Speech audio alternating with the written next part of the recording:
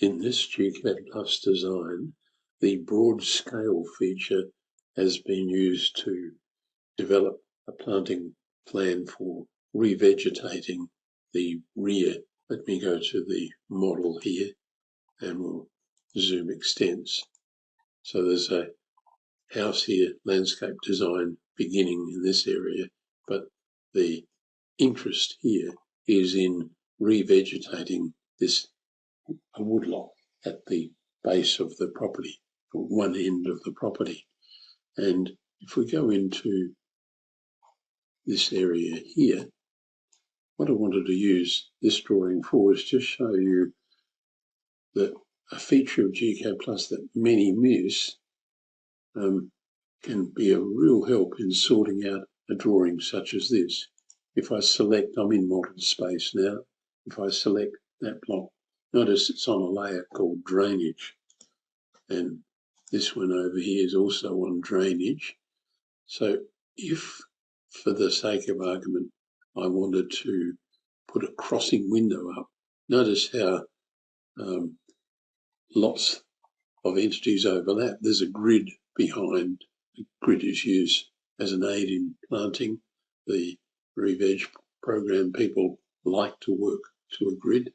They know then where to plant the new specimens.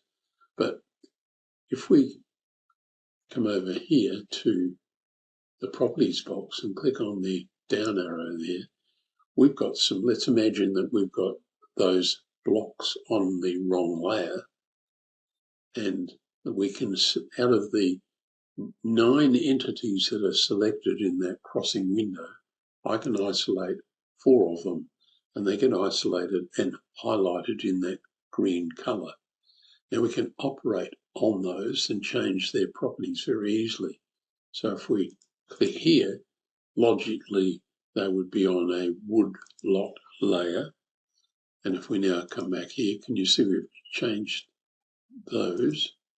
And one over here will still be on that drainage layer. So it's an illustration of how when you want to change the properties or select the elements that are perhaps overlapping, just use the crossing box like so.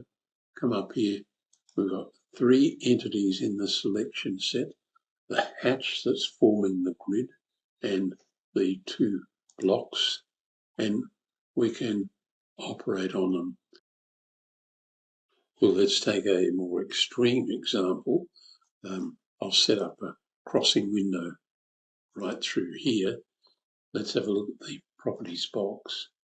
There are 307 entities there, but I'm interested in the hatch pattern that was used for that grid. So if I click, you may just be able to see that the grid is now highlighted green. So we can change any of the properties of that grid.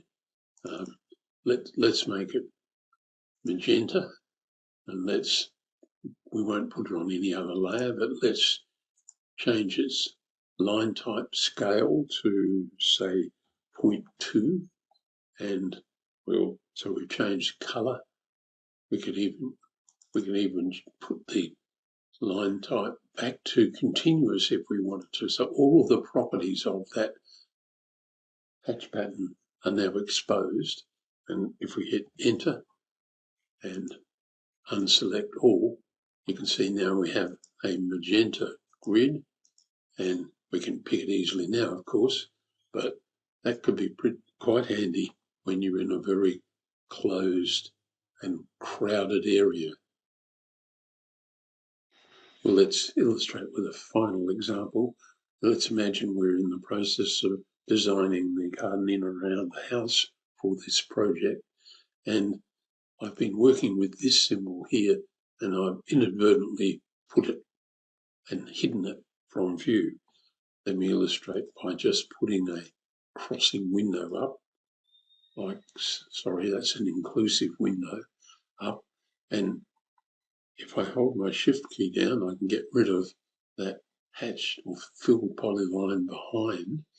But if we click up here again, can you see we've got 1 polyline and a block reference? There are 2 block references. So they're highlighted in green. What we're after is that hidden one.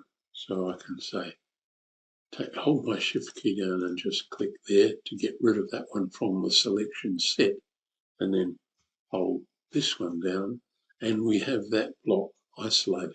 And let's imagine that I wanted to bring that to the front. So Tools, Draw Order, Bring to the Front, and there we are. So we're able to work quite easily on a whole series of stacked symbols and entities and change their stacking order and manipulate things. So paying attention to that list in the selection set when you've grabbed a whole lot of entities can pay good dividends.